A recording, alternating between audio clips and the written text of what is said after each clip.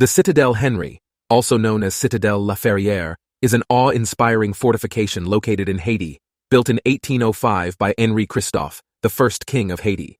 It is the largest fortress in the Western Hemisphere and stands 900 meters above sea level, with the walls of the fortress rising 40 meters, 130 feet, from the top of the mountain. The entire complex, excluding the surrounding land, covers an area of 10,000 square meters. This monumental structure is a lasting testament to the ingenuity and ambition of the Haitian people, and stands as a reminder of the country's rich history and culture.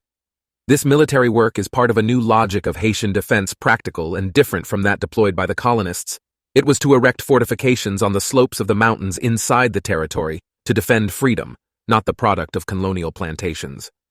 Well placed in this context, the citadel is different from other fortifications of its time.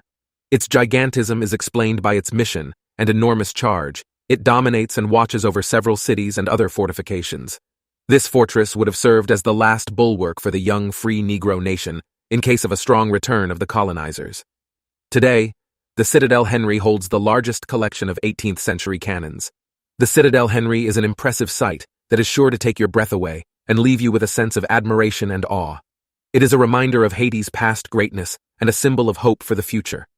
With its greatness and beauty, it is a must-see attraction for anyone visiting the country.